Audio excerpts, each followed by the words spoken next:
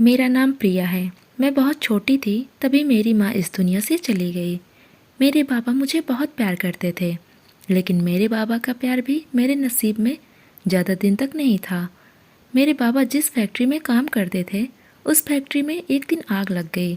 कई मजदूर उस आग की चपेट में आ गए, जिसमें मेरे बाबा भी थे। जब मेरे बाबा इस दुनिया से गए थे, तब मैं 10 साल की थी। मैं अपने चाचा के साथ रहने लगी। चाचा की कोई औलाद नहीं थी और मेरा कोई सहारा नहीं था जिसके साथ मैं रहती थी। हालांकि मुझे चाचा चाची के साथ रहना बिल्कुल भी पसंद नहीं था, क्योंकि मेरे चाचा जुआरी थे। वो जुआ खेलते थे। चाचा के साथ रहना मेरी मजबूरी थी। धीरे धीरे वक्त गुजरता जा रहा था। चाची मुझे जरा भी पसंद नहीं करती थी। वो मुझे घर के सारे काम करवाती और खुद आराम करती। मैं पास के ही एक स्कूल में पढ़ती थी। मैं स्कूल से आती तो घर के सारे काम मुझे ही करने पड़ते। मेरी चाची को मुझ पर जरा भी रहम नहीं आता था। उनकी कोई औलाद नहीं थी, फिर भी उन्हें कोई औलाद का शौक भी नहीं था। वो चाहती तो मुझे अपनी बेटी की तरह प्यार करती, क्योंकि उनकी कोई औलाद नहीं थी। लेकिन उन्हें मुझसे कोई भी हमदर्दी नहीं थी। चाचा अपनी ही धुन में रहते थे। वो दिन रात जुआ खेलते थे। वो जुए में लाखों रुपए जीतकर घर लाते थे, इसलिए उन्हें कभी काम करने की ज़रूरत भी नहीं पड़ी। चाची भी बहुत खुश रहती थी, क्योंकि उन्हें सिर्फ पैसों से मतलब था। चाचा उन्हें पैसे दे देते, उन पैसों से चाची ऐश करती थी। धीरे धीरे वक्त इसी तरह गुजरता जा रहा था और मैं पूरे 18 साल की हो गई। मेरी पढ़ाई कंप्लीट हो गई। मैं पढ़ने में बहुत तेज़ थी। स्कूल के सारे टीचर मुझे बहुत पसंद करते थे। प्रिंसिपल की भी मैं फेवरेट थी। मेरी पढ़ाई कंप्लीट हुई तो प्रिंसिपल सर ने कहा कि प्रिया, मैं चाहता हूँ कि तुम यहाँ टीचर बन जाओ और यहाँ पर बच्चों को पढ़ाओ। मैंने कहा ठीक है सर, एक बार मैं अपने चाचा से बात कर लेती हूँ। मैं घर आई तो मैंने चाचा से बात की। उनसे कहा मैं स्कूल के बच्चों को पढ़ाना चाहती हूँ। उन्होंने कहा जैसी तुम्हारी मर्जी, अगर तुम बच्चों को पढ़ाना चाहती हो तो ठीक है। जो चाचा ने आज पहली बार मेरे सर पर हाथ रखकर मुस्कुराए थे। खैर, मैं स्कूल में पढ़ाने लगी। अब मैं अपने खर्चे खुद उठा लेती थी। थोड़े बहुत पैसे मैं चाची को भी दे दिया करती थी, जिसकी वजह से चाची भी अब थोड़ा बहुत मुझसे खुश रहने लगी थी। एक दिन चाचा घर पर नहीं थे। उनके कुछ दोस्त घर पर आए हुए थे। मैंने ही दरवाज़ा खोला तो देखा चाचा के वही दोस्त जो निहायत ही नशेड़ीबाज हैं और जुआरी थे। मैं उन लोगों को देखकर डर गई। मैंने कहा चाचा घर पर नहीं हैं। वो लोग कहने लगे अरे तो क्या हो गया, चाचा नहीं हैं तो हम भी तो तुम्हारे चाचा जैसे ही हैं, अंदर नहीं बुलाओगी? मैंने कहा ठीक है, बैठिए अंदर। मैं चाची के पास गई तो चाची अपने कमरे में आराम कर रही थी। मैंने उनसे कहा चाची, कुछ चाचा के दोस्त आए हुए हैं। चाची कहने लगी कह दो उन लोगों को मैं घर पर नहीं हूँ। उन लोगों को चाय दे दो और जाने के लिए कह दो। मैं किचन में गई, चाय बनाकर उन लोगों को दे दिया। उनमें से एक आदमी तो मुझे ऐसे घूर कर देख रहा था जैसे वो मुझे खा जाएगा। वो लोग आपस में बैठकर बातें करने लगे। मैं फिर से चाची के पास आ गई। मैंने कहा चाची, वो लोग तो जा ही नहीं रहे। चाची उठकर बाहर आई। मैं अपने कमरे से चली गई। चाची ने पता नहीं क्या बात की। थोड़ी ही देर बाद वो लोग चले गए। कुछ दिनों बाद चाचा और वो लोग जो उस दिन आए हुए थे, वो सारे लोग घर पर वापस आ गए। उन लोगों का कहना था कि आज हम जुआ घर पर ही खेलेंगे। चाची भी तैयार हो गई, लेकिन चाचा के पास पैसे नहीं थे, तो चाचा ने उन लोगों को मना कर दिया और कहा वो आज नहीं खेलेंगे, उनके पास पैसे नहीं हैं। लेकिन चाची ने कहा अरे तो क्या हुआ, तुम्हारे पास पैसे नहीं हैं तो वैसे भी तुम हारते ही कहाँ हो। घर में इतने सारे सामान हैं, किसी भी चीज़ को दांव पे लगा दो। चाचा हंसने लगे, कहने लगे बात तो तुम सही कह रही हो। तभी उनमें से एक आदमी बोला तुम्हारी भांजी बहुत खूबसूरत है, अगर तुम इसे दांव पर लगाओगे तो हम सारे लोग बहुत सारी रकम में पैसे लगाएंगे। इतना सुनकर चाचा लालच में आ गए। मैंने उनकी बातें सुन ली। मैं फौरन दौड़कर चाचा के पास आई। मैंने कहा चाचा ऐसा मत कीजिए, ये लोग आपको भड़का रहे हैं। चाचा कहने लगे प्रिया, तुम अपने कमरे में जाओ। तुम्हें पता है ना, आज तक मैं हारा नहीं हूँ, तो आज भी नहीं हारूंगा। और वैसे भी आज मेरे पास पैसे नहीं हैं। आज अगर मैं तुम्हें लगाऊंगा तो तुम्हें पता है आज मैं कितनी भारी रकम जीतूंगा। यह इन लोगों ने 1-1 लाख रुपए लगाए हैं, तो पूरे 6 लाख रुपए होंगे। देखना मैं जीत जाऊंगा। चाचा इतना कहकर मुझे कमरे में भेज दिया। मैं अपने कमरे में आकर फूट फूट कर रोने लगी थी। कि अगर चाचा हार गए तो पता नहीं वो लोग मेरे साथ क्या करेंगे। थोड़ी देर बाद बाहर शोर होने लगा। मैं बाहर निकली और जो मैंने सुना, मेरे पैरों तले ज़मीन खिसक गई। चाचा हार चुके थे। चाचा ने उन लोगों से कहा, अगर वो हार गए तो एक रात के लिए प्रिया तुम लोगों की हुई। तुम लोगों का जो मर्जी प्रिया के साथ कर लेना। चाचा इतने कठोर कैसे बन सकते। मैंने कहा, चाचा ऐसा मत कीजिए, मैं आपके सामने हाथ जोड़ती हूँ। चाचा कहने लगे, प्रिया मुझे माफ़ कर दो, मुझे लगा था मैं नहीं हारूंगा, लेकिन पता नहीं मुझे क्या हो गया, मैं हार गया। और मैंने कभी नहीं सोचा था कि मैं तुम्हें इस तरह लगाऊंगा। मैं बहक गया था। इतना कहकर चाचा मुझे उन लोगों के पास छोड़कर चले गए। रात काफ़ी हो चुकी थी। चाचा नशे में डूबे हुए थे और वो बेहोश हो गए। मैं अपनी चाची के पास आई। मैंने कहा, चाची मुझे बचा लीजिए उन लोगों से, आप तो मेरी माँ जैसी हैं। तभी चाची कहने लगी, अब देखो प्रिया, उन लोगों ने तुम्हें जीता है, तो जो तुम्हारे चाचा ने बोलकर तुम्हें दांव पर लगाया है वो तुम्हें करना पड़ेगा। इतना कहकर चाची अपने कमरे में चली गई और उन्होंने दरवाज़ा बंद कर लिया। इधर मैं कमरे के एक कोने में दुबक कर बैठी हुई थी। वह लोग बारी बारी से मेरे कमरे में आए। मैं उन सब के हाथ जोड़कर माफ़ी मांगने लगी, उनके पैर पड़ने लगी, लेकिन किसी ने भी मुझ पर रहम नहीं खाया। एक जाता तो दूसरा आता, दूसरा जाता तो तीसरा। मैं चीखती रही, चिल्लाती रही, मैं उन लोगों से विनती करती रही। किसी ने भी मुझ पर रहम नहीं खाया। वह लोग अपने हवस मिटाकर चले गए। मैं बेहाल ही अपने कमरे में पड़ी रही। जब सुबह हुई तो चाचा मेरे पास आए। चाचा की आंखों में आंसू थे। वो मुझसे हाथ जोड़कर माफ़ी मांगने लगे। कहने लगे, प्रिया मुझे माफ़ कर दो, मुझे से बहुत बड़ी गलती हो गई है। आज से मैं कभी जुआ नहीं खेलूँगा। मैंने कहा, अगर आप सच कह रहे हैं कि आज से आप जुआ नहीं खेलोगे तो मैं आपको माफ़ करने के लिए तैयार हूँ। चाचा ने मुझसे वादा किया कि वो आज के बाद जुआ नहीं खेलेंगे। मैं भी चाचा को माफ़ कर दिया। देखते ही देखते एक हफ्ता गुजर गया और इस एक हफ्ते में चाचा ने एक बार भी जुआ नहीं खेला। यह सब देखकर चाची गुस्से में लाल हो गई और वो चीखने लगी। कहने लगी, मुझे पैसे चाहिए, कहीं से भी ला कर दो। तुम तो घर में ही बैठे रहते हो, किसी काम के नहीं हो। मैंने कहा, चाची मुझे सैलरी मिलेगी स्कूल की तो मैं सारे पैसे आपको दे दूंगी, लेकिन आप चाचा को कुछ मत बोलिए। चाची कहने लगी, अच्छा ठीक है। इतना कहकर वो अपने कमरे में चली गई। दिन इसी तरह गुजरते जा रहे थे। एक दिन चाची किसी से फ़ोन पर बातें कर रही थी। उन्होंने फ़ोन पर जो भी बातें की वह सुनकर मेरे आंखों में आंसू आ गए। आखिर मैंने चाची का क्या बिगाड़ा था जो उन्होंने मेरे साथ ऐसा किया। मैं तो चाची को अपनी माँ समझती थी। वो खुद एक औरत होकर मेरे साथ ऐसा कैसे कर सकती थी। मैंने सोच लिया था कि अब मैं यहाँ नहीं रह सकती। मैं इस वक्त यह घर छोड़कर निकल गई। रात काफ़ी हो चुकी थी, सुनसान सड़क। मुझे डर भी बहुत लग रहा था, लेकिन मेरे पास बचा ही क्या था खोने को। मेरे पास तो कुछ भी नहीं था। मैं रास्ते में यूं ही भटकती हुई जा रही थी। थक कर मैं एक जगह बैठ गई। मुझे कुछ भी समझ नहीं आ रहा था मैं कहाँ जाऊं। थोड़ी देर बाद अचानक से मेरे सामने एक गाड़ी बहुत तेज़ी से आकर रुकी। मैं डर कर उसकी तरफ देखा। सामने से एक बहुत ही खूबसूरत नौजवान मर्द गाड़ी से नीचे उतरा। उसे देखकर ऐसा लग रहा था जैसे वह बहुत बड़ा आदमी हो। जब वह मेरे पास आया तो मुझे घूरते हुए कहने लगा, लड़की तुम इतनी रात को सुनसान सड़क पर क्या कर रही हो। मुझे कुछ भी समझ नहीं आ रहा था कि मैं उन्हें क्या जवाब दूँ। मैं खामोश खड़ी थी। तभी उन्होंने जोर से मेरे बाजू को पकड़ा और झकझोरते हुए कहा, मैंने तुमसे पूछा है घर से भाग आई हो क्या। उनके मुंह से शराब की बदबू आ रही थी। मैंने अपनी नाक को बंद करते हुए उनसे पीछे हट गई। तभी वो कहने लगे, अच्छा तो तुम्हें शराब पसंद नहीं है, डरो मत, मैं तुम्हें कुछ भी नहीं करूँगा। चलो गाड़ी में बैठो, मैं तुम्हें तुम्हारे घर छोड़ दूँगा। मुझे कुछ भी समझ नहीं आ रहा था कि मैं उन्हें क्या कहूँ।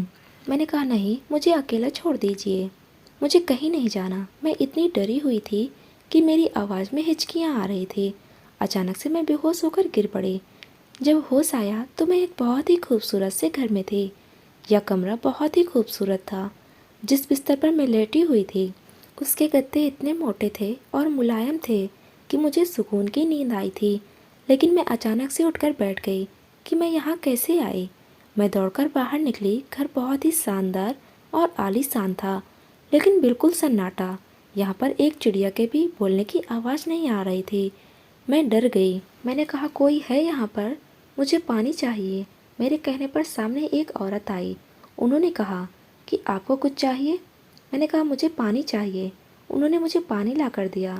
मैंने पानी पिया और अपने आप को शांत किया और उनसे पूछा, मुझे यहाँ पर कौन लेके आया है? उन्होंने कहा कि आप साहब के साथ आए हुए थे। रात में उन्होंने अपने गोद में उठाकर आपको अंदर लाया था। आप बेहोश थी। मैं समझ गई कि यह वही आदमी होगा जो मुझे रात में मिला था। मैंने कहा मुझे घर जाना है। वह औरत कहने लगी, जी मैं आपको जाने की इजाज़त नहीं दे सकती। साहब ने कहा है जब आपको होश आए तो मैं उन्हें फ़ोन कर दूँ। मैं फ़ौरन उन्हें बताती हूँ। मैंने कहा नहीं, उन्हें मत बताओ, बस मुझे यहाँ से जाने दो। लेकिन उस औरत ने मुझे नहीं जाने दिया। उसने फ़ोन करके उस आदमी को बुला लिया। वह तुरंत आए और फिर से मुझसे वही सवाल करने लगे, बताओ तुम्हारा घर कहाँ है? चलो मैं तुम्हारे घर छोड़ देता हूँ और माफ़ी चाहता हूँ। मैं रात में नशे में था, लेकिन मुझे पता है लड़कियों की इज्जत कैसे की जाती है। तुम परेशान मत हो। उनकी बातें सुनकर मुझे बहुत खुशी हुई थी। मैंने कहा साहब, क्या आप मुझे अपने घर में कोई काम देंगे? मैं खाना अच्छा पका लेती हूँ। मुझे घर के सारे काम भी आते हैं। मुझे आप यहीं पर कोई काम दे दें, मैं आपके सारे काम करूँगी। वो कहने लगे, मैं लड़कियों को नौकरी पे नहीं रखता। मैंने कहा साहब, मेरा कोई ठिकाना नहीं है, मेरा इस दुनिया में कोई नहीं है। मुझे कोई काम दे दें, रहने की छोटी सी जगह दे दें, मैं कहीं भी कोने में पड़ी रहूँगी। उन्होंने कहा ठीक है, बड़ी बी से पूछ लेना, वह काम बता देंगी। सबके लिए खाना बनाने लगी। साहब के कपड़े, बेडरूम, हर चीज़ मैं खुद साफ करने लगी। मैं अपने काम में बिजी हो गई। इस घर के पीछे एक क्वार्टर था। उस क्वार्टर में बड़ी बी और हम दोनों रहते थे। इतने बड़े से घर में साहब अकेले रहते थे और बड़ी बी गेट के पास 2 गार्ड। इसके अलावा इस घर में कोई नहीं था। एक बार मन किया कि मैं बड़ी बी से पूछूं, लेकिन फिर मैंने नहीं पूछा, क्या पता उन्हें भी कुछ मालूम हो या नहीं। खैर दिन इसी तरह गुजरने लगे। देखते देखते 5 साल बीत गए। इन 5 सालों में मैं इस घर में किसी को आते जाते नहीं देखा। एक दिन बड़ी बी की तबीयत खराब हो गई तो वो क्वार्टर में ही आराम करने लगी। मैंने सबके लिए खाना बनाया। अब बस साहब का इंतजार कर रही थी, क्योंकि साहब को खाना देकर ही हम क्वार्टर में जाते थे। काफ़ी देर हो चुकी थी, लेकिन साहब अब तक नहीं आए थे। लगभग रात के 1 बज गए। डोरबेल बजी। मैंने दरवाज़ा खोला तो सामने साहब थे। उन्होंने कहा, मैंने खा लिया है, तुम्हें परेशान होने की ज़रूरत नहीं है, चली जाओ। इतना कहना था कि ज़मीन पर गिर पड़े। साहब को ऐसे देखकर बहुत तरस आने लगा। वो बहुत ही मासूम थे, लेकिन वो नशा क्यों करते थे? उनके पास किसी भी चीज़ की कमी नहीं थी। दौलत शोहरत सब उनके पास था। मुझे कुछ भी समझ नहीं आ रहा था। किसी तरह मैंने साहब को उठाया और उनको उनके कमरे तक ले गई। उन्होंने कहा, छोड़ो मुझे, मैं ठीक हूँ। इतना कहते हुए वो बेड पर गिर पड़े। मैंने उनके जूते उतारे और साइड पर रख दिए। मैं वहाँ से जाने वाली थी कि उन्होंने मेरा हाथ पकड़ लिया और कहा, मुझे अकेला छोड़कर मत जाओ, मुझे तुम्हारी ज़रूरत है। मैं डर रही थी क्योंकि उन्होंने मेरा हाथ पकड़ रखा था। मैंने उनका हाथ छुड़ाने की कोशिश की तो उन्होंने मुझे खींच लिया। मेरी आंखों में आंखें डालकर मुझे देखने लगे। उन्हें ऐसा देखकर लग रहा था कि वो नशे में नहीं हैं, नशे से बाहर आ गए हैं। उन्होंने कहा, इतने साल बीत गए, मैं तुम्हारा नाम जानने की कोशिश नहीं की, लेकिन आज मैं तुम्हारा नाम जानना चाहता हूँ। मैंने कहा, साहब मुझे छोड़ दो। उन्होंने कहा, नाम बताओ क्या है? मैंने कहा, मेरा नाम प्रिया है, अब मुझे छोड़ दो। उन्होंने कहा, नशे में हूँ, लेकिन इतने भी नशे में नहीं हूँ कि मैं तुम्हें संभाल ना सकूँ। अभी मैं तुमसे जो बात कही है वह सच है। मैं तुमसे बहुत प्यार करता हूँ। तुम बहुत मासूम लड़की हो। मुझे नहीं पता तुम कौन हो, कहाँ से आई हो, लेकिन तुम्हें देखकर ऐसा लगता है तुम सिर्फ मेरे लिए बनाई गई हो। क्या मैं तुम्हें अच्छा नहीं लगता? जो भी है साफ साफ कह सकती हो। मैंने कहा, साहब मुझे छोड़िए, मुझे जाने दीजिए। मेरे इतना कहने पर उन्होंने मेरा हाथ छोड़ दिया और उन्होंने कहा, जाओ चली जाओ। मैं जल्दी से अपना हाथ छुड़ाया और भाग गई। क्वार्टर में आई। बड़ी बी भी सो रही थी। मैं भी अपने बेड पर लेट गई और सोने की कोशिश करने लगी। मुझे नींद नहीं आ रही थी। साहब का ऐसे मुझे पकड़ना उलझन में डाल रहा था। साहब ने मुझे ऐसा क्यों कहा? वो मुझसे प्यार करते हैं। मैं बस 22 साल की थी और वो 38 साल के नौजवान मर्द थे, लेकिन फिर भी वो मुझे अच्छे लगते थे। लेकिन मैंने कभी ऐसा नहीं सोचा था। मैं उनके बिल्कुल भी काबिल नहीं हो सकती थी।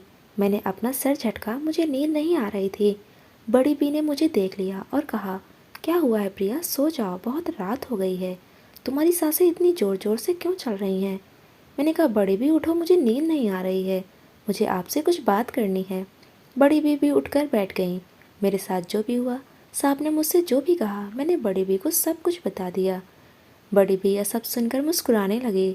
उनके होठों पर मुस्कुराहट थी। वो कहने लगी, प्रिया, मेरे बच्चे को अपना लो और उसकी ज़िंदगी खुशियों से भर दो। तुम पहली लड़की हो जिसे वीर ने ऐसा कहा है। मैंने कहा, वीर? बड़ी बी ने कहा, हाँ, तुम्हारे साहब का नाम वीर है। मैं बचपन से पाला है। जब वीर 5 साल का था तो उसके पापा ने उसकी माँ को छोड़कर दूसरी औरत के साथ भाग गए। उसकी माँ सदमे में चली गई और वो बीमार रहने लगी और फिर वो इस दुनिया से चली गई। वीर को उम्मीद थी कि उसके पापा उसकी माँ को एक बार देखने जरूर आएंगे, लेकिन वह आदमी नहीं आया। वीर को फिर भी उम्मीद थी कि हो सकता है उसके पापा को पता चले कि माँ इस दुनिया में नहीं है, तो वह वीर को संभालने के लिए ज़रूर आएगा और वह उसे अपने पास ले जाएगा। लेकिन वह आदमी नहीं आया। वीर पूरी तरह टूट गया। इसी तरह मैंने उसे संभाला। धीरे धीरे वह बड़ा होता गया और जैसे तैसे वह अपना होश संभालता गया। उसने कामयाबी तो बहुत हासिल की, लेकिन उसे बुरी चीज़ों की लत लग गई। वह नशा करने लगा, रात रात भर बाहर रहने लगा। कभी रात को आता तो कभी नहीं आता। यह सब देखकर मुझे बहुत दुख होता था।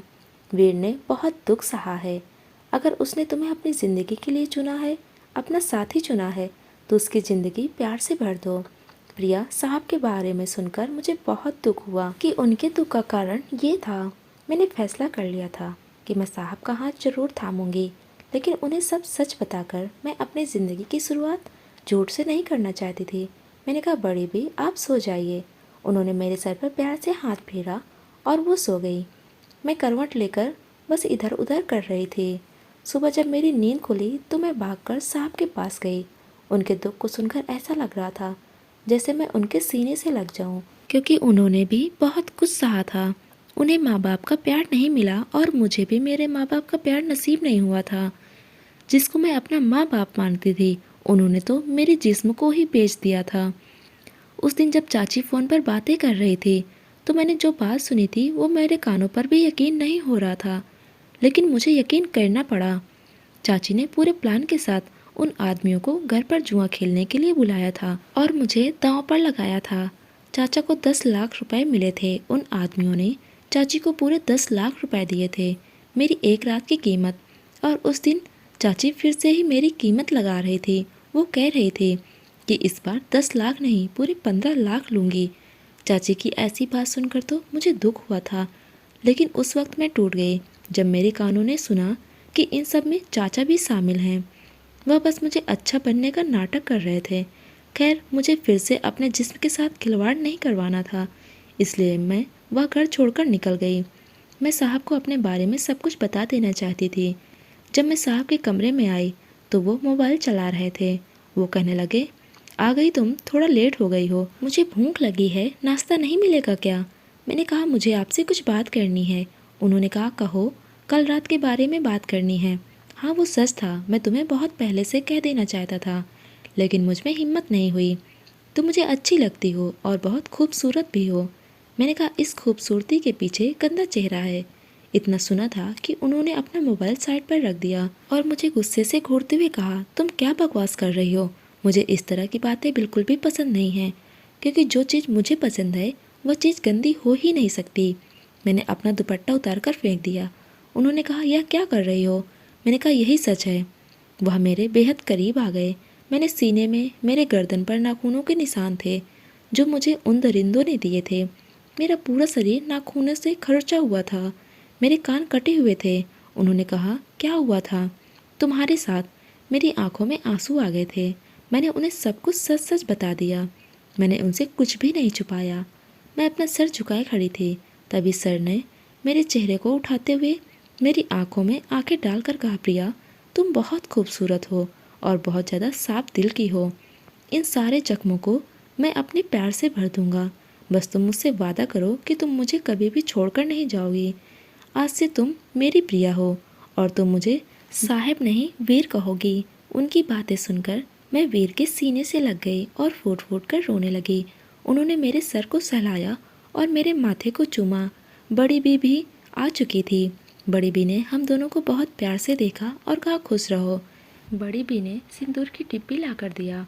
वीर ने मुस्कुराकर मेरी मांग में सिंदूर भर दिया। मैंने 1 हफ्ते के बाद पूरे रीति रिवाज के साथ उन्होंने मुझसे शादी कर ली। दोस्तों, आज की कहानी आपको कैसी लगी कमेंट बॉक्स में ज़रूर बताना।